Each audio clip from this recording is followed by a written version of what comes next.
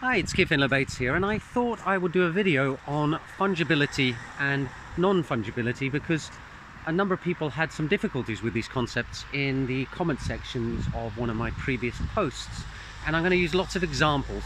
But the key thing to remember is that fungibility and non-fungibility lie on a spectrum. You have completely fungible at one end and completely non-fungible at the other end. So having said the word fungible far too many times, I'll now dive into some examples.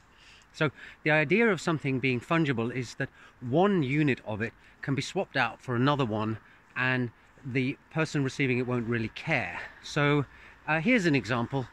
The pawns in a chess set. When they're in the box, you have 8 white pawns and 8 black pawns, and the 8 white pawns at that stage are fungible. When you're setting up the board, unless you're very obsessive about it, you're not going to fish out specific ones of those 8 white pawns. You're going to pick one and then the next and then the next, and you don't care which order they come out of the box in. At that stage, the pawns are fungible. One white pawn is exchangeable for another one. However, once they're on the board, they are now no longer fungible because they're in different positions and they have different strengths and weaknesses. The pawns in the center are going to be more valuable to a chess player than the pawns at the edge, because controlling the center of a chessboard is important. So now you can't swap them out anymore when they're locked in that position. Now you could of course say that, well, they are still slightly fungible because you could pick 2 pawns up and swap them on the board, and the position of the game would be exactly the same. That would, however, be against the rules of chess, because you're not allowed to just randomly swap 2 pieces. And so there's one example of fungibility becoming non-fungibility. Another one would be soldiers in the army. If you're and this is from the where fungibility differs from the perspective of the viewer or the person dealing with the entities that we're trying to assess whether they're fungible or non-fungible. If you're the commander-in-chief of the army or a general and you're deploying soldiers to a war zone, say, you may say, we're going to send 10,000 infantry to this location, and for you those 10,000 soldiers are fungible. You don't care that it's Jeff and Bob and Peter and James that you're sending off. You just have decided that you want to send a certain number of soldiers, and that number in this case is 10,000. However, from the platoon sergeant's point of view, his men are now non-fungible. You know, Jeff may be incredibly brave, and Brad may be a crack shot. You know, you may have very good aim, and so if you're given a task by somebody higher up the chain of command to do something, your soldiers are no longer identical. You'll pick ones who are good at that particular job. You know, at that point, the soldiers are no longer fungible.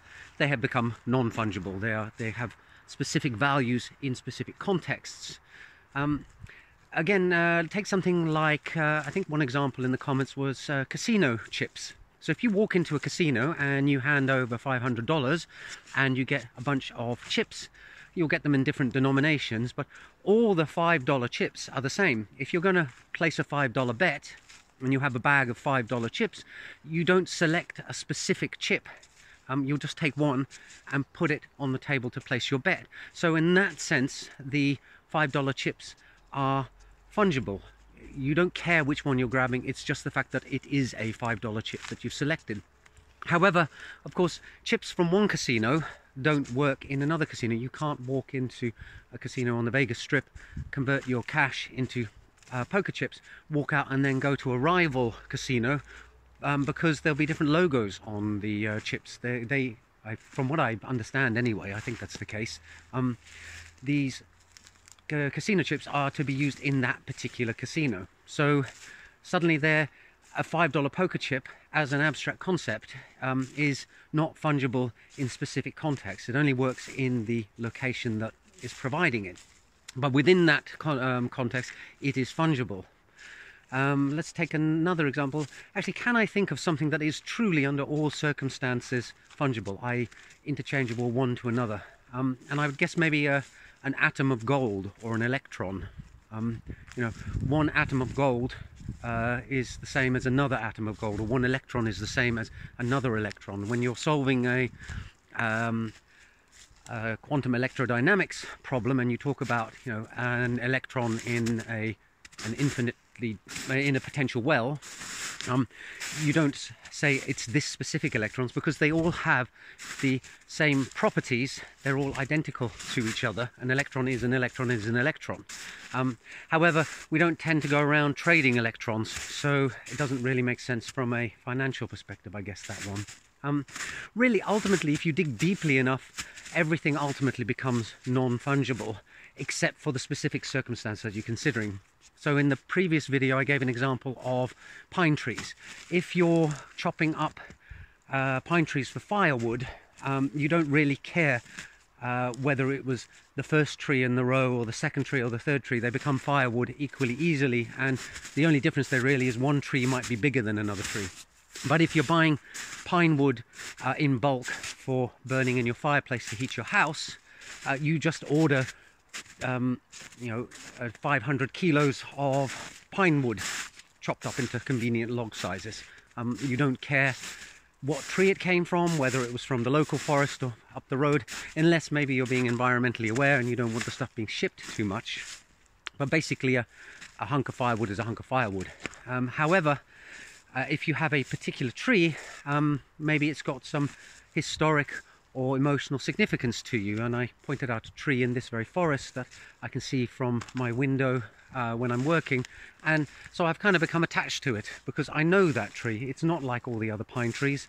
I'm not saying it's a friend, I'm not quite that crazy, but it's a familiar tree to me. When I look out at it and I watch it through the seasons, there it is. It's become familiar. So I've now got some kind of emotional investment in that tree, and I wouldn't want to chop it down for firewood. The one 20 meters further into the forest, yeah, I don't care about that one so much, so it just becomes fungible in terms of firewood for me. If I need firewood, I don't care whether it's that tree or one further in the forest that is used. A bunch of examples hopefully clarifies a bit about what fungibility is. It really isn't too complicated a concept, and I think the main thing is don't overthink it, just look at the context in which it's being used, and then generally it all drops out. Hope that helped. See you in the next video soon, and bye for now.